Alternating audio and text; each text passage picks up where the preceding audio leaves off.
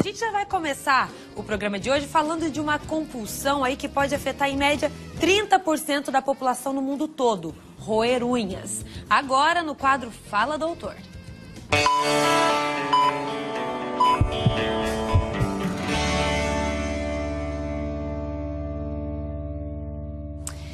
E eu convidei, gente, para a nossa entrevista de hoje, dois especialistas. A Karen Andrade, que é dermatologista. Muito boa tarde para você. Boa tarde, Maria. E também o Alexandre Laufer, que é psicólogo e veio aqui também para falar um pouquinho da questão psicológica de roer unhas. Muito boa tarde para você. Boa tarde. Vamos lá então, Alexandre, vou começar com você, que eu acho que antes da gente entender os prejuízos que isso pode trazer para a nossa saúde, qual que é a causa, né? Muitas vezes a gente não consegue entender por que de roer as unhas. Eu pesquisando, eu vi até que é um mistério, porque pode ter muitas causas, mas a ansiedade está ali como principal fator, né? Sim, a causa principal, as causas, né, todas são diferenciadas, mas o que a gente percebe é que pessoas mais ansiosas, pessoas mais tímidas têm uma tendência maior a ter esse comportamento que a gente chama de desajustado. Na clínica, nós não entendemos, não lemos esse comportamento como sendo o único causador do mal-estar ou do desequilíbrio emocional dessa pessoa. A gente entende ele como um sintoma.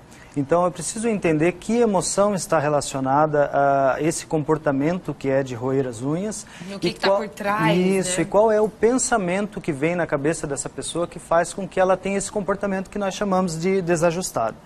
É importante lembrar que em algum momento da vida dessa pessoa, ela passou por um estresse ou por um processo de ansiedade muito intenso e levou a mão à boca. E roeu as unhas, o dedo, as cutículas. E isso aliviou o estresse dela. Então o cérebro dela, de algum modo, registrou que quando eu estou numa situação que eu não dou conta de lidar com ela, né, de algum processo de ansiedade, eu vou roer a unha para aliviar, então, esse meu sintoma que está tão intenso na minha vida. É como se causasse um prazer momentâneo ali para aliviar. Isso, acaba sendo paliativo, né? Então, é muito comum a gente ver esse tipo de comportamento em alguns transtornos de ansiedade.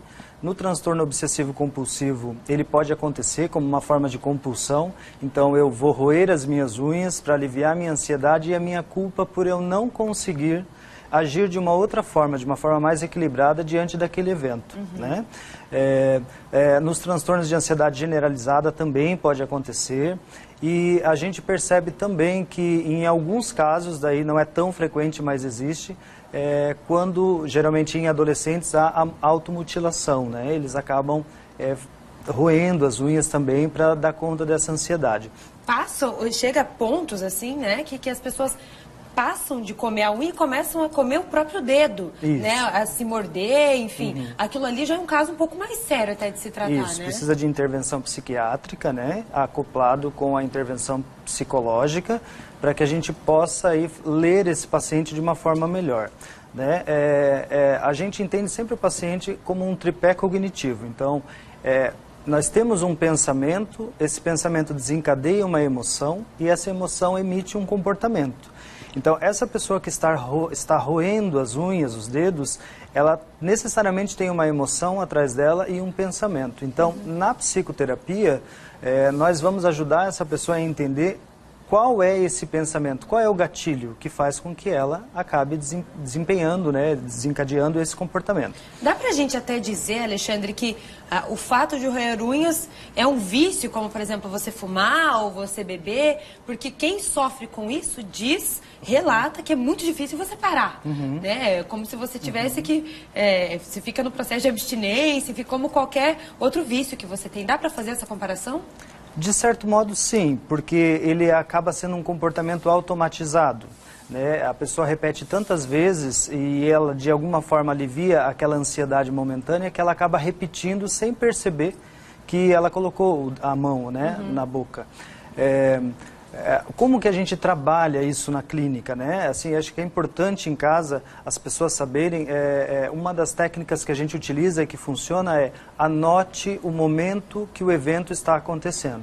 Ah, mas eu não vou me lembrar. Mas na sequência, assim que você lembrar, você vai anotar na agenda onde você estava, com quem você estava, o que você estava falando ou o que estava sendo falado, por que eu estava nesse grupo, o que eu senti, o que eu pensei. Ele vai fazer essas anotações por pelo menos 5 eventos. Depois ele traz para a nossa consulta e a gente faz o mapeamento das situações. A gente vai ver o que acontece na situação 1 que vai percorrendo as demais situações, para a gente chegar ao porquê, ao gatilho. Para daí tratar aquilo ali, Para tratar aquilo ali, exatamente. E junto a isso, paralelamente a isso, a gente vai buscando com esse paciente qual foi o momento de vida que ele entendeu que roer as unhas aliviava a ansiedade. Isso é o que nós chamamos de autoconhecimento, que tanto se fala, né? Vai-se ao psicólogo para o autoconhecimento. É você descobrir novas possibilidades de lidar com uma situação muito ansiosa de uma forma equilibrada. Sobre esse assunto que a gente está conversando aqui, o pessoal de casa está participando, tem o WhatsApp, vamos dar uma olhadinha no que os nossos telespectadores aqui do Ver Mais estão mandando? A Noleli Turmena, ela disse: eu tenho 46 anos e até hoje eu não consigo parar de roer unhas. Ela não contou a idade com que ela começou, mas né, pelo relato dela a gente consegue imaginar de que seja algo há muito tempo, né? Até hoje, aos 46 anos, ela ainda rói.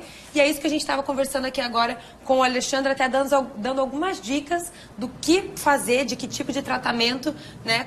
Como começar a parar com esse vício, com esse transtorno, enfim, esse distúrbio, como a gente pode chamar. Eu vou conversar um pouquinho agora com a doutora Karen, dermatologista, porque a gente quer saber dos prejuízos que isso pode trazer para a nossa saúde. É claro que além da questão estética, né, que fica realmente nada bonito, né, nada atrativa, aquela unha bem curtinha, às vezes a cutícula toda corroída. O que isso pode fazer de mal para o nosso organismo, doutora? Olha, o fato de você estar ingerindo muitos micro-organismos, né? Porque as mãos e as unhas, principalmente essa região embaixo da unha, é uma região extremamente contaminada. Né? Então, tudo que a gente pega, né, por onde a gente passa, a gente vai carregando materiais orgânicos ou não embaixo da unha. Né? Então, você vai estar ingerindo uma quantidade de sujeira, né, muito grande. O fato de você estar colocando essa mão na boca constantemente vai começar a causar inflamação, né? Vai aumentar a proliferação de micro-organismos nessa unha. Pode causar uma inflamação que é a paronique, a inflamação das cutículas. E toda vez que você tem uma inflamação por um longo período na cutícula, que é a fábrica da unha, você pode ter uma unha nascendo permanentemente alterada. Alterada. E é isso que a gente escuta muito falar de quem rói as unhas. Até a Noleli, que mandou a mensagem aqui pra gente, ela pode confirmar, né? Que altera a estrutura da unha. Se você passar anos roendo, nunca mais ela vai ser a mesma coisa, né, Alexandre? Eu acredito que vocês também devem ver isso constantemente lá, né, na clínica. E até sobre a saúde, claro, a gente falou aqui do mal que isso pode fazer para o nosso corpo, porque você está ingerindo as bactérias toda vez que você leva a mão à boca. Mas e para a mão, para a pele da mão, enfim, para a questão estética até da mão? O que isso pode trazer de prejuízo? Prejuízos a curto prazo, né, por você estar mastigando, estar comendo a pele, você está tirando a pele, isso inflama, né, isso causa dor, né, aumenta a proliferação desses micro-organismos, né, a unha começa a se desfazer, é uma unha que não foi feita para estar toda hora molhada, ela vai ficar muito umedecida. E a longo prazo, se isso causar uma inflamação mais profunda de matriz de unha, de raiz da fábrica da unha e da base, essa unha pode ter uma alteração permanente. Mudar totalmente, né? Depende, e até uma consequência dessa questão da mudança da estrutura da unha é que muita gente, por conta, começa a se automedicar. E aí você estava até me contando dos antifúngicos. Dos antifúngicos. Né? Que as pessoas se automedicam e muitas vezes sem necessidade nenhuma. Sem necessidade, porque hoje em dia qualquer problema de unha é fungo. A gente vê que os pacientes relacionam qualquer unha amarelada, qualquer unha descolada com um fungo. Então, eles mesmos já se automedicam com medicações orais que são extremamente tóxicas para o fígado, né, que interagem com outros medicamentos comuns, como medicação para diabetes, por exemplo. Né, a gente geralmente não costuma associar as medicações na clínica, né, e eles acabam fazendo isso em casa por desconhecer que existem mais de 50 doenças da unha. E elas são todas muito parecidas. Então, para a gente fazer um diagnóstico correto, é preciso de um exame, tem meios para a gente fazer exames em laboratório para ver se aquela unha está contaminada com fungo ou não, para ver, dependendo do grau de acometimento, se há necessidade de um tratamento via oral ou não. Tá certo. Pra gente encerrar, então, Alexandre, primeiro passo, então, para quem quer começar um tratamento sobre a onicofagia?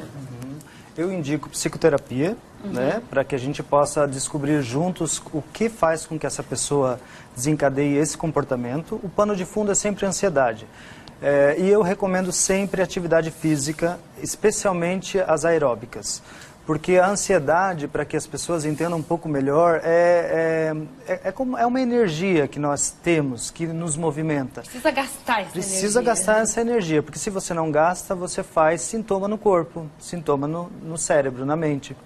Então, faça atividade física. Ah, mas eu não tenho dinheiro para ir para academia. Não há desculpas. Você caminha, você corre, você anda de bicicleta. Porque o ato de eu pôr a mão na boca para roer é uma forma de eu aliviar a minha ansiedade. Se a ansiedade é energia, eu posso gastar ela de uma forma mais equilibrada.